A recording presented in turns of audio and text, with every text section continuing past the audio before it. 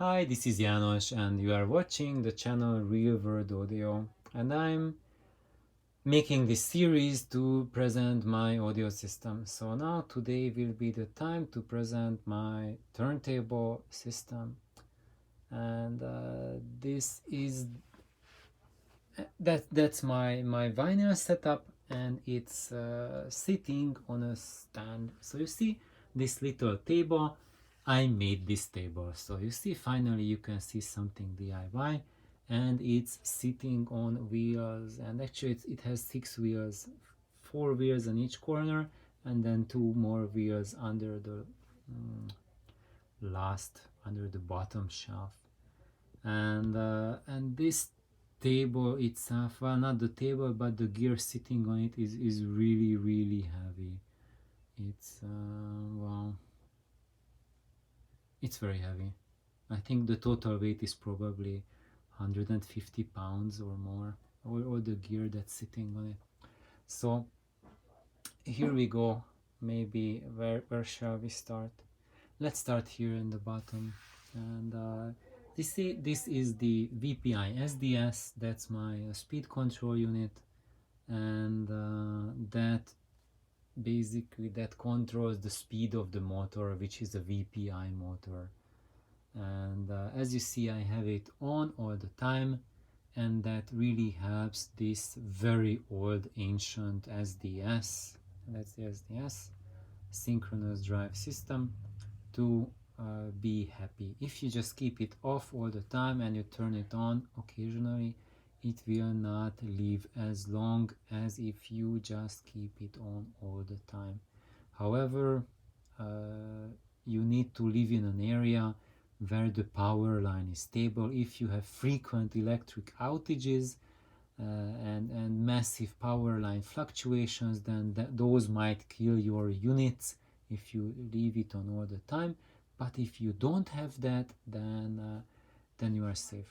Well, even for me, I had a couple quite bad power outages, but it really didn't affect my SDS. It did kill my previous Blu-ray player, and it also killed my previous projector, and it killed a modem, and it killed several of my hard drives. So we had quite bad power fluctuations in the line that had all of these damages. Yet the SDS was unharmed, the PS audio deck was unharmed, it was okay, and the Micro Mega stage was also happy.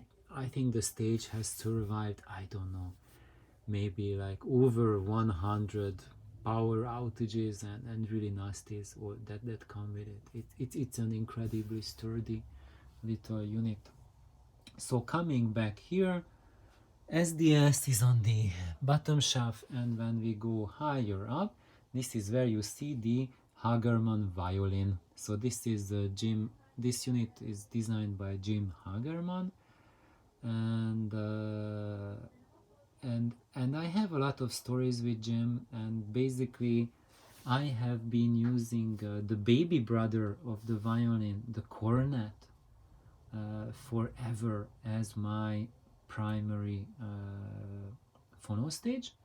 And I have to add that before the cornet I used the phono stage of my own build, which I liked very much, and actually Jim's cornet was that much better that I continued to use it, and I retired my RCA phono stage for the cornet. And that's the only time ever that I went with a commercial unit instead of the one that was built and designed by me.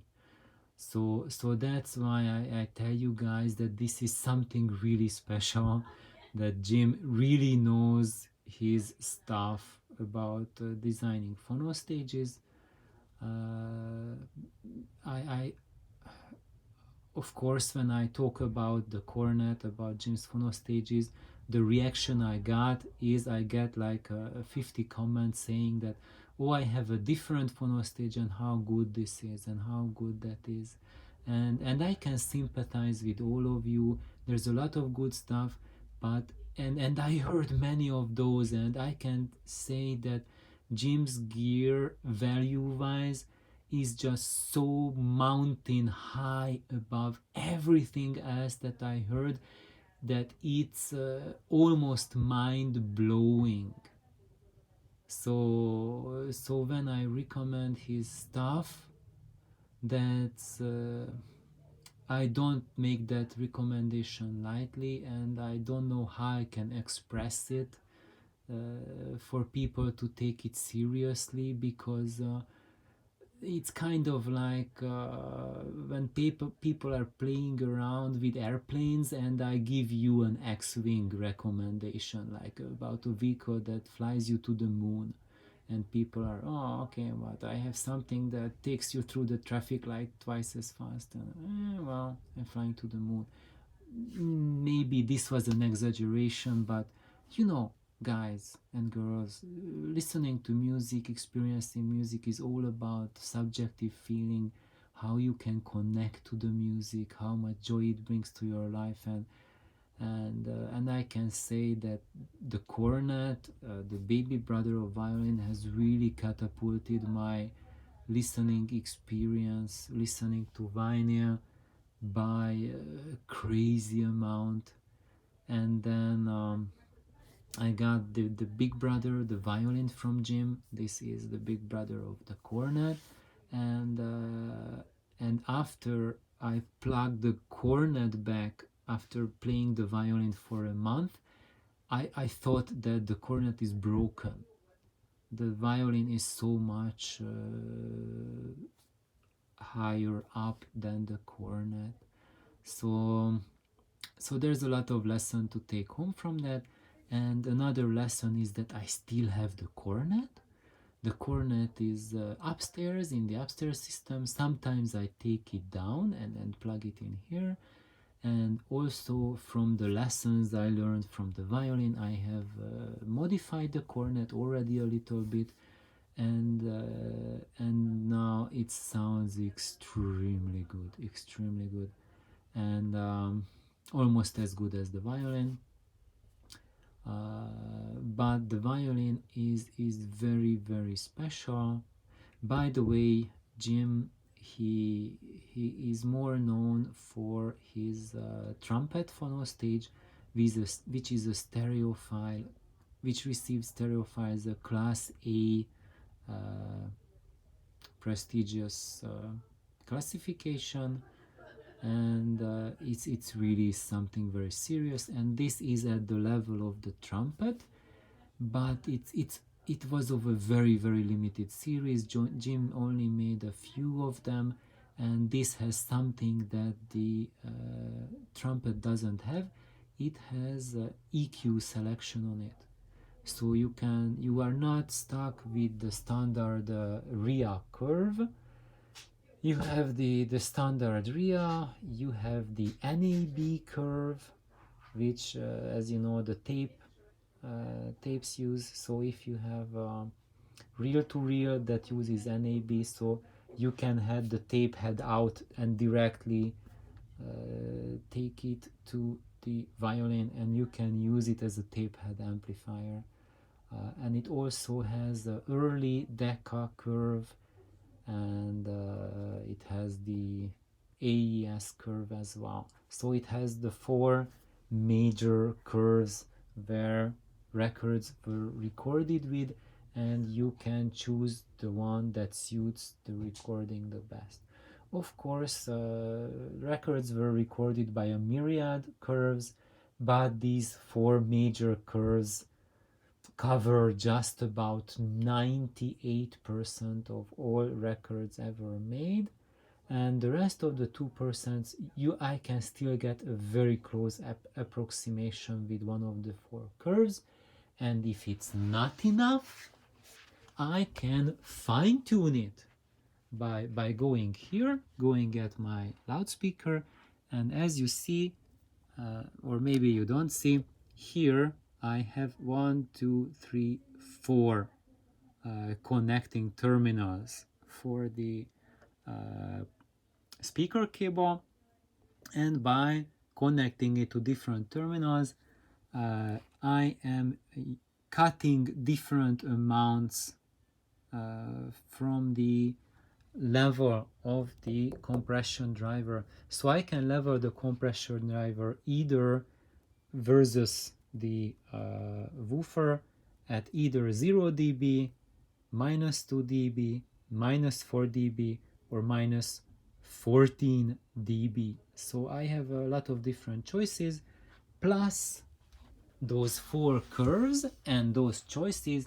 they really give me a perfect choice to listen to any vinyl ever made.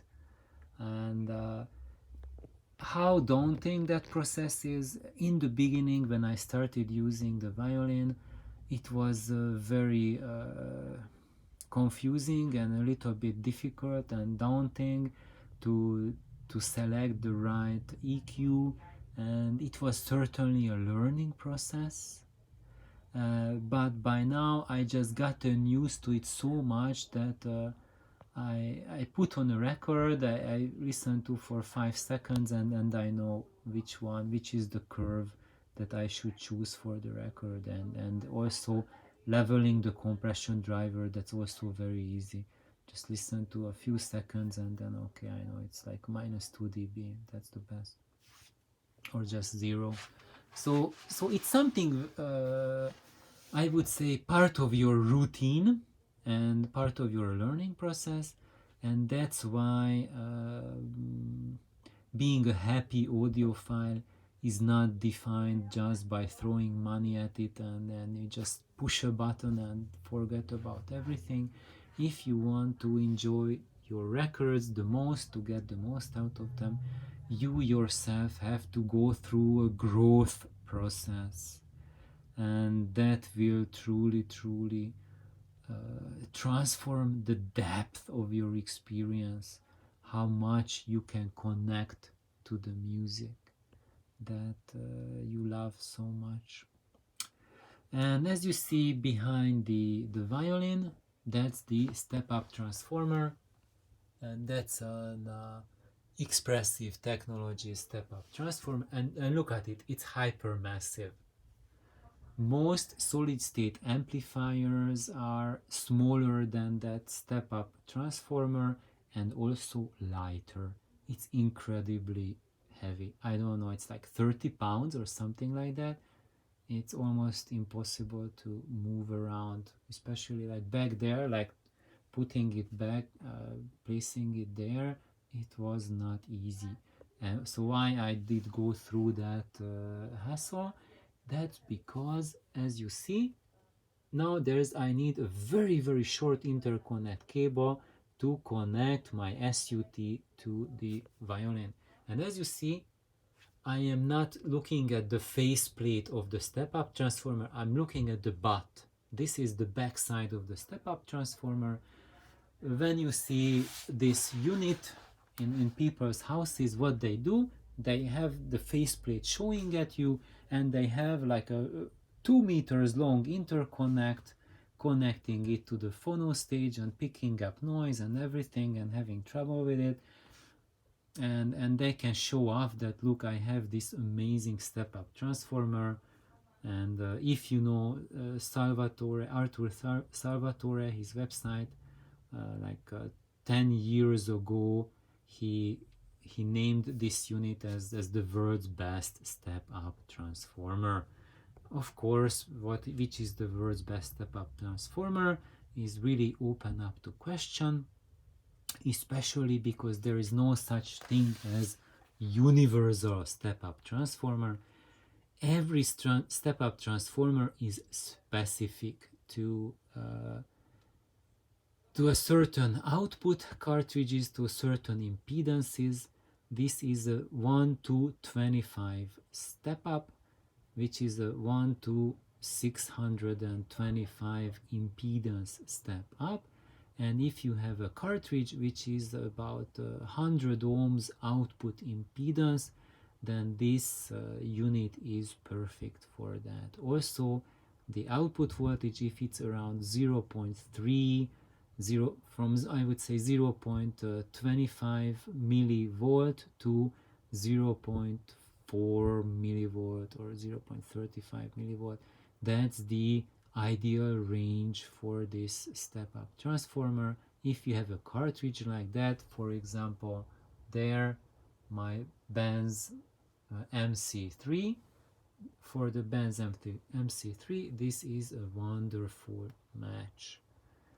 And yeah, that's what it is.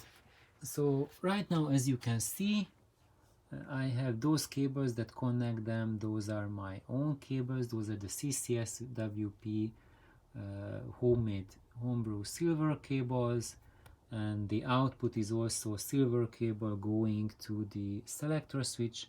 But as you see here, I have a Nordost flatline cable running from the tonearm there.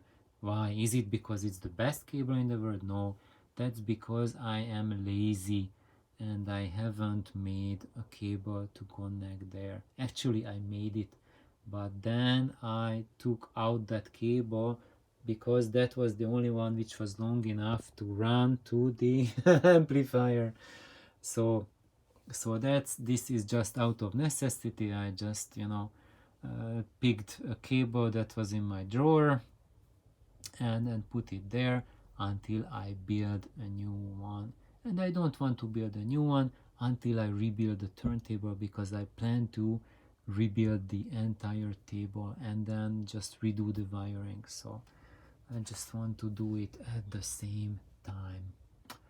So now going up here, what you see here is you have a tonearm with a separate tonearm base, and I don't want to spend too much time talking about the tonearm base because I'm going to rebuild it. I'm not entirely happy with it. I am super happy though with the tonearm. I think I have done a little bit of talking introduction about this arm, but have not done a really thorough introduction yet. So basically this is a composite arm. It is a yard long tonearm and it's made of spruce. So basically it has 3 spruce sticks. Here you can see it. So 3-piece spruce, and they are glued together with Elmer's glue, with wood glue, and that's the whole length of the arm. And it has a support because the spruce itself it's very droopy, and I used to have a spruce tonearm which was exactly a yard long. How do I know it was yard long? Because it was a yardstick. I just used an old yardstick that I found in a thrift store and I whipped it up to function as a tonearm, and it was just astonishingly good. But after 2 or 3 years it started sagging, it started drooping like the Leaning Tower of Pisa. So learning from that, this one has a spruce backing. You see, that's where the spruce ends, and it gets like fatter and fatter and fatter, and there at the base the spruce is now quite thick, and it just thins out towards the end, and at the very end it's not reaching to the end for 2 reasons. One of them is that the role of the spruce is to provide structural strength, and the other, the piece of spruce I had was that long and it wasn't any longer. And however, it is not just these two glued together, but the balsa has been hardened by Minwax wood hardener. It's just a chemical like turpentine in a turpentine solution that you can apply with a paintbrush on it, and it just seeps into the wood, seeps into the holes and crevices, and makes it much stronger. It barely adds any weight, but it adds tremendous strength. So I have a tonearm which is the balsa part is extremely lightweight. However, because it's glued together, so multiple pieces sandwiched together, it gives it a much better strength. Of course, if they were not sandwiched longitudinally, but like cross section, like laterally, it would give it more strength. But these were the pieces of bassa I found that were suitable. I did not find long enough sections that are this long and that wide enough to support a cartridge. So sometimes we have to work with what materials we have, and of course there are great ideas what we can do, what are the possibilities, which would be the best, but it always comes down what are the parts you can get, and you have to work with what is available, and then here that's what we have. And also maybe you will see it, maybe not. Looking underneath the arm, you can see. So actually the cartridge is wired directly. So I do not have the wires, I do not have clips to clip on. There's no ends added to the wire. These are Teflon coated gauge 30 silver wires that run directly to the MC3 pins. And look at that. The wires are running at the back, at the underside of the arm, and I used Elmer's glue. Actually, not Elmer's glue. I used the Tide Bond, that exact same glue that I used to lay down the floor, like a few layers to bond the wire into the arm itself. And why did I do that? So that the wires are not hanging, because if it's hanging, those skinny thin wires resonate, and when they pick up resonances, that gives a very harsh bright sound. So when you hear reports that my silver cables make the system very bright, very harsh, that's because you are allowing that metal to resonate. And because silver is able to pick up the slightest resonances, it will pick it up if it's allowed to do that. However, here I have bonded the silver to the wood, so it's not picking up any free resonances from the air. It's nice, nice and snug. So you see there the silver wire, they are running and they are connecting there. Unfortunately, that's a part there where I cannot avoid to let them run free, because they need to run free in order for the arm to spin around nicely. And however, I will change the whole thing, but for now it's like that, and it has a lean basic support that I cannibalized, and as you see, it's sitting on that lean basic stem, and that's a piece of Teflon. So there's two pieces of Teflon drilled into the arm, and basically it's the arm is just the arm base is connecting to the Teflon pieces on the side. So I'm using essentially a Teflon bearing to support the arm, and I can use the cueing mechanism here. And this counterweight, you see I have that's heavy wood, that's ebony wood, basically glued to the arm. And the important part with the counterweight, it needs to hang down. So when you see solutions, when the counterweight is riding that high up, that's not very good. That's not good for stability. You want to have it hang as low, like a keel. You want the keel in the boat to ride low. You don't want the keel to sit where at the surface close to the sea level, because then the boat just capsizes. Same thing with the tonearm. You want the keel to dig deep, so to keep it stable, so it cannot just wiggle around, but it's just held stable. And then looking at the table, oh my goodness, 25 minutes. Anyway, let me finish up here. So this is a terrace acrylic table, platter, and the table. Wow. You know what, let me continue next episode. We are already pushing 25 minutes. So if you are still watching, thank you. I much appreciate you following through the video. Please like and subscribe. Have an astounding day. Bye bye.